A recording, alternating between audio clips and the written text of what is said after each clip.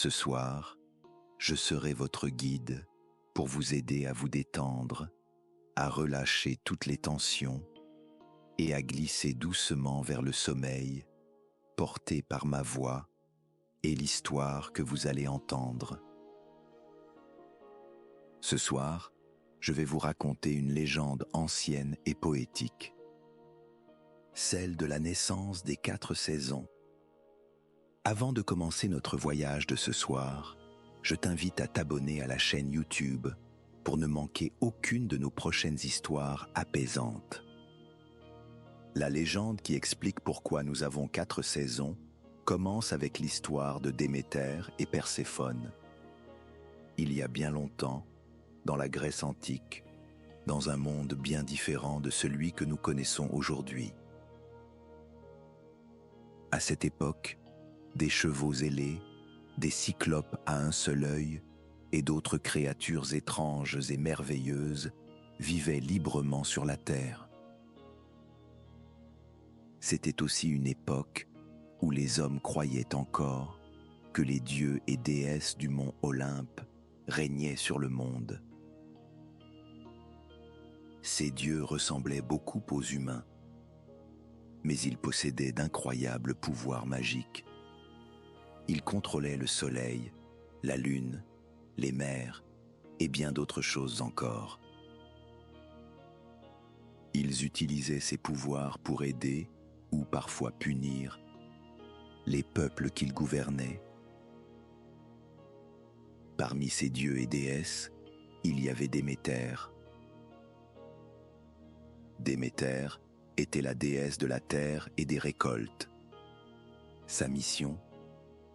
Veiller à ce que la terre soit fertile et que tout ce que les hommes plantaient pousse en abondance.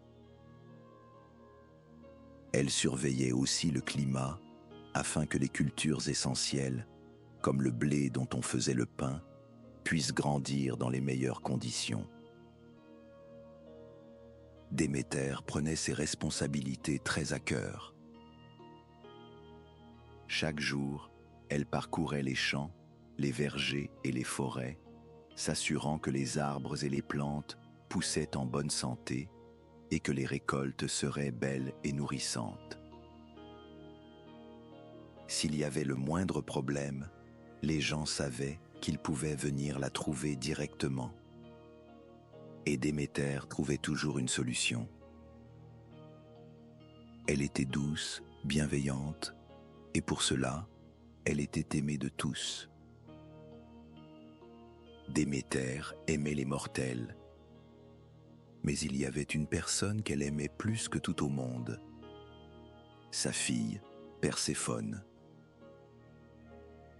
Perséphone était sa compagne de tous les instants. Partout où allait Déméter, Perséphone n'était jamais bien loin. Perséphone était d'une beauté rare, comme on pouvait s'y attendre d'une fille de déesse.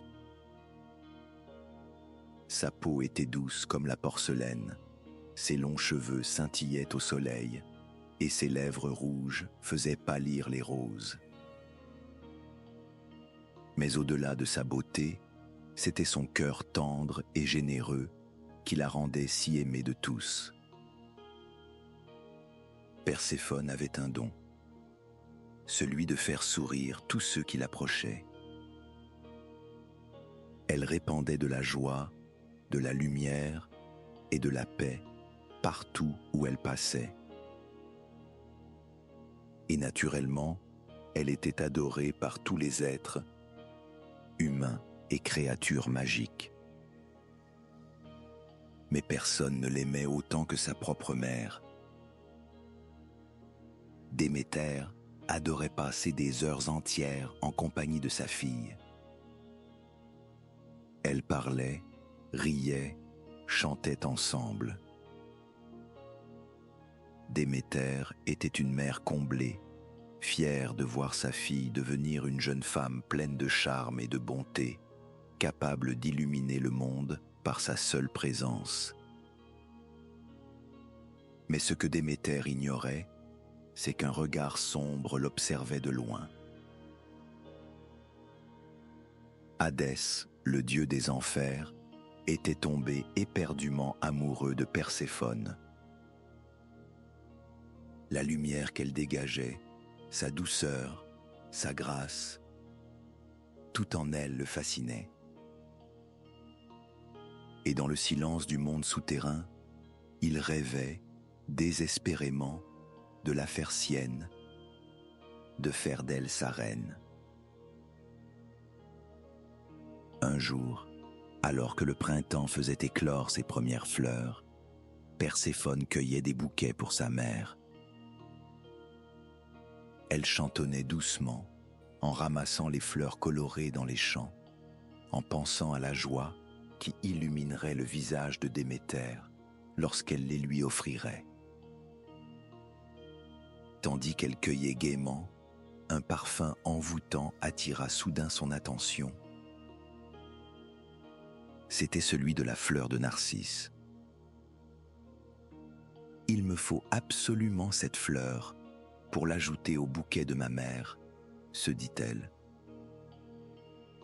Elle suivit le sillage du parfum, sans se rendre compte qu'elle s'éloignait peu à peu du regard protecteur de Déméter. Quelle ne fut pas sa surprise lorsqu'elle découvrit un champ entier rempli de narcisses.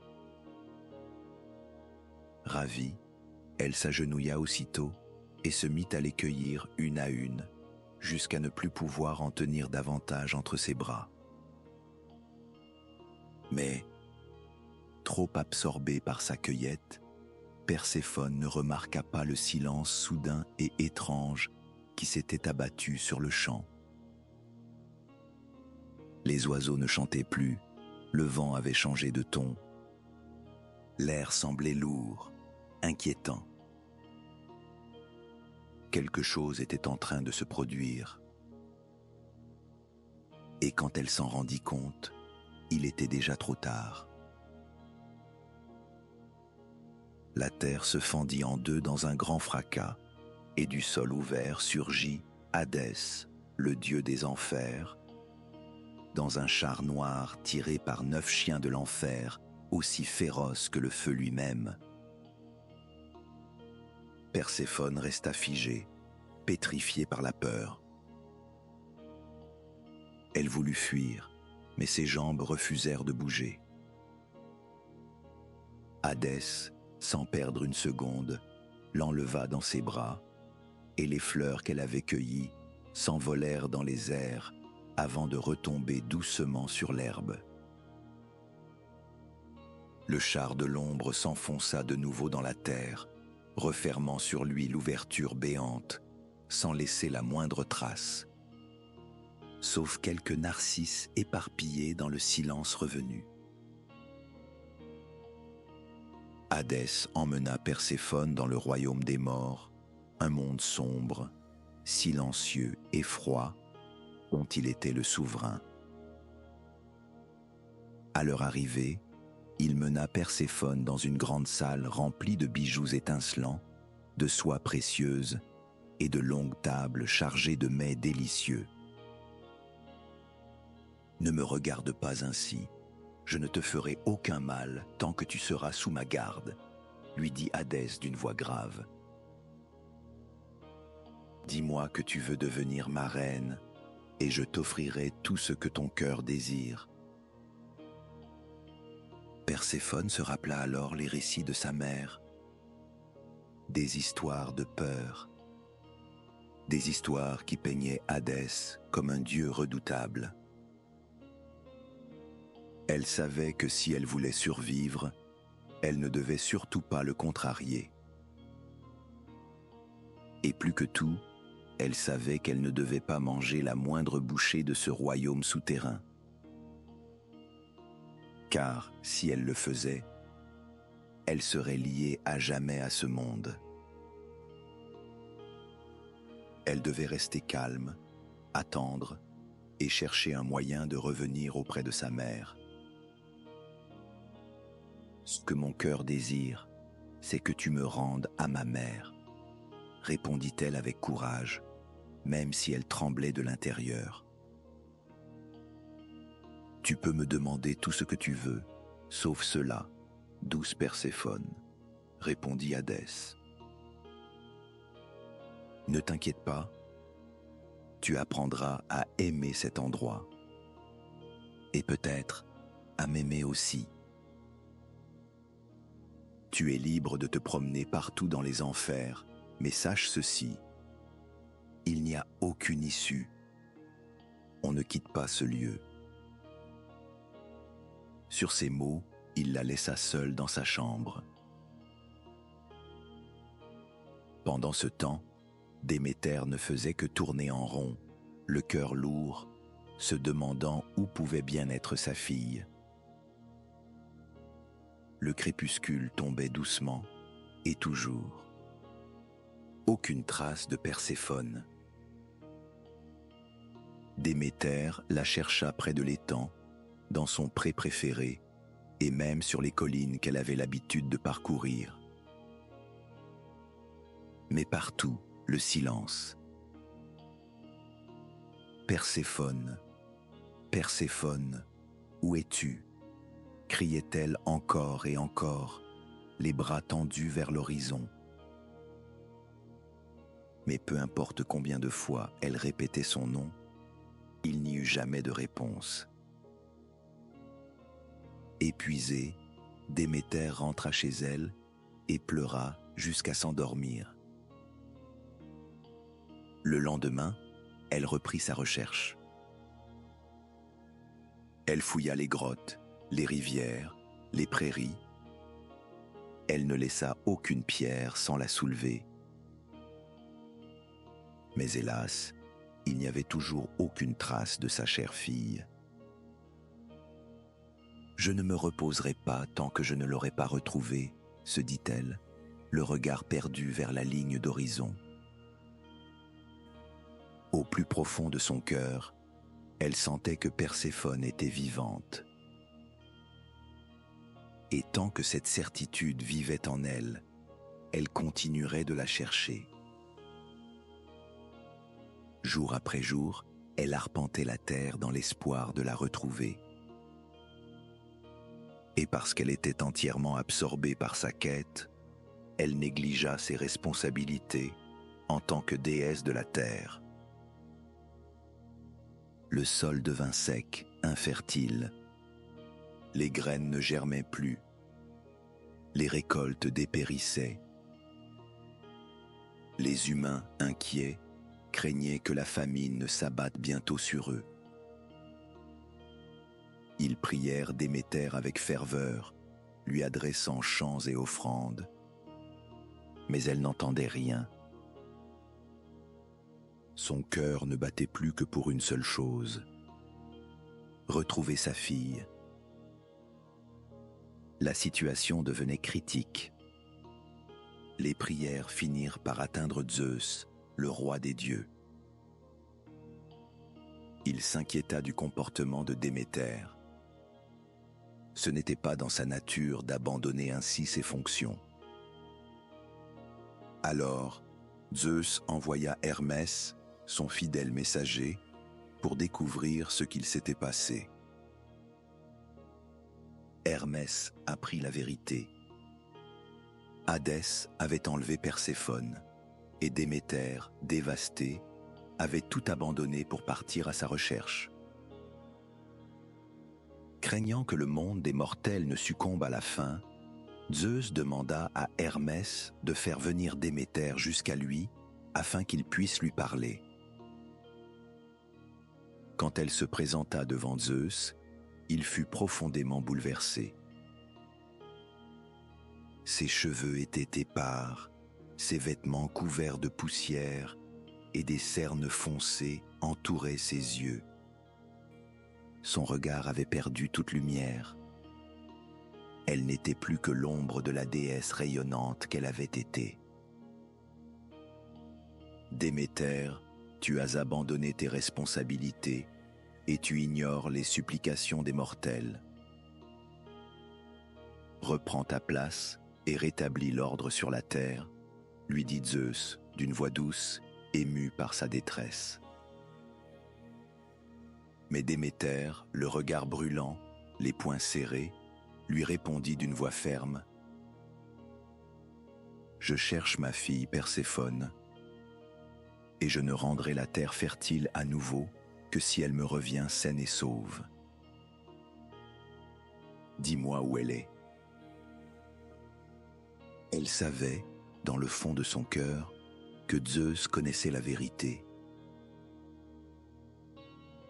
Zeus savait qu'il était inutile de raisonner une mère prête à tout pour retrouver sa fille. Alors, il fit un marché avec Déméter. Très bien. Hadès a emmené Perséphone dans son royaume pour en faire sa reine. Et tu sais que j'interviens rarement dans les affaires des autres dieux. Mais cette situation est différente.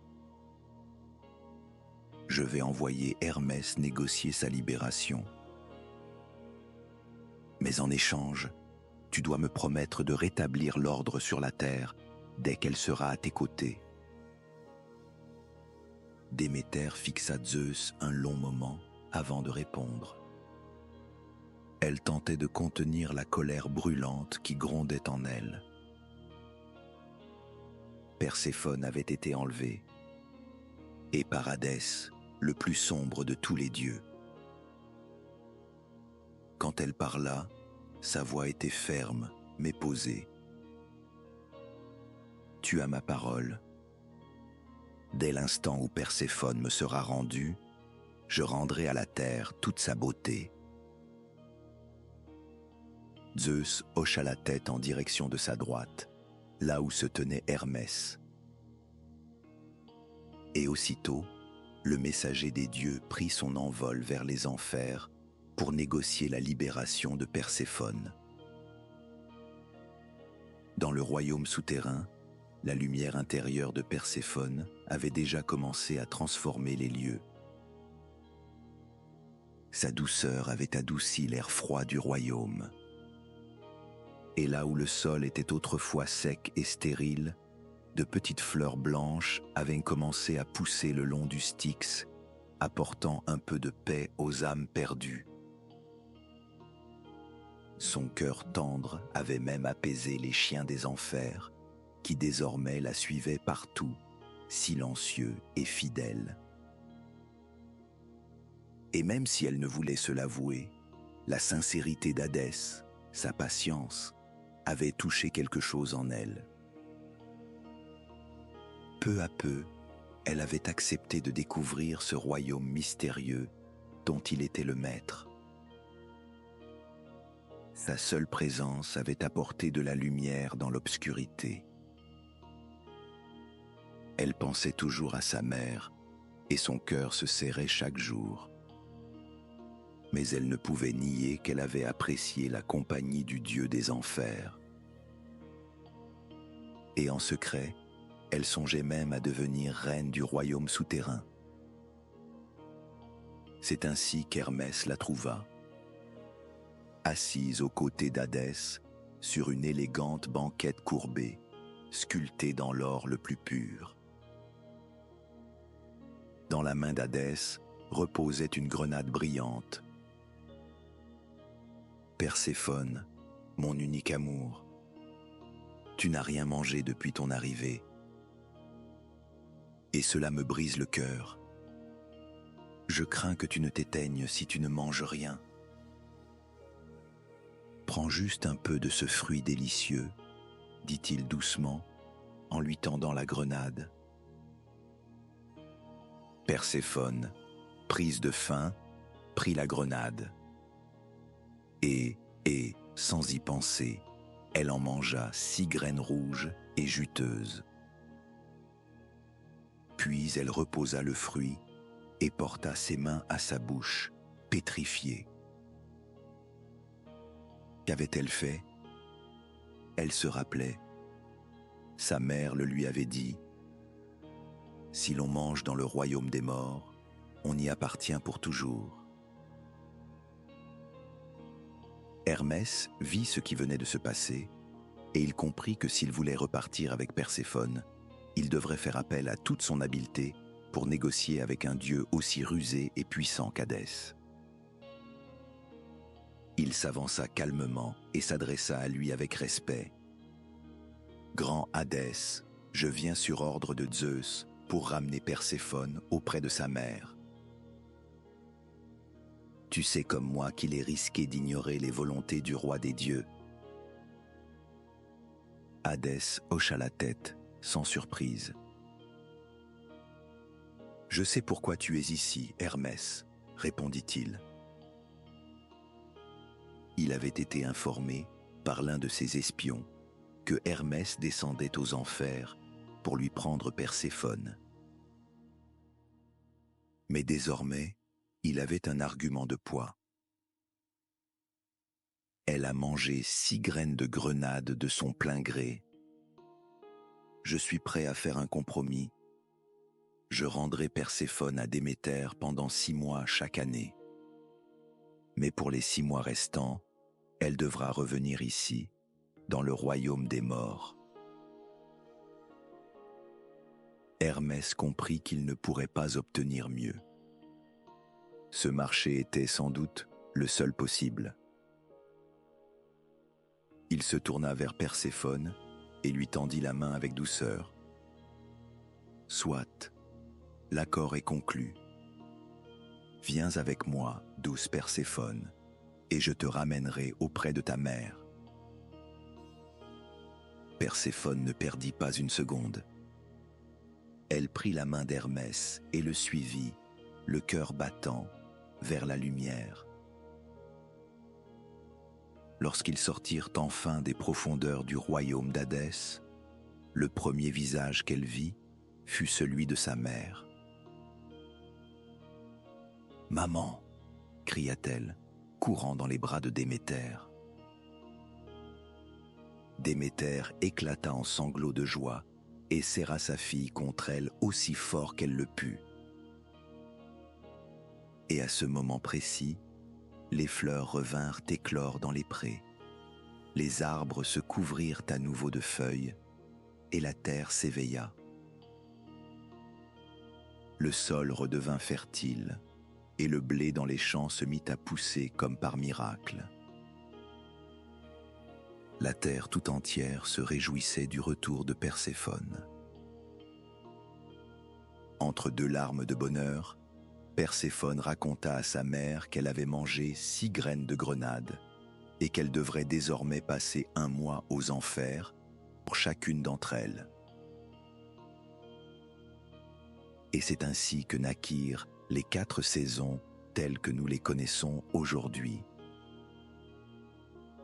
Chaque automne et chaque hiver, la terre devient froide et stérile, car Déméter pleure l'absence de sa fille, retournée aux enfers. Mais à chaque printemps et chaque été, les fleurs s'épanouissent, le soleil réchauffe la terre et la vie renaît, car Perséphone est revenue.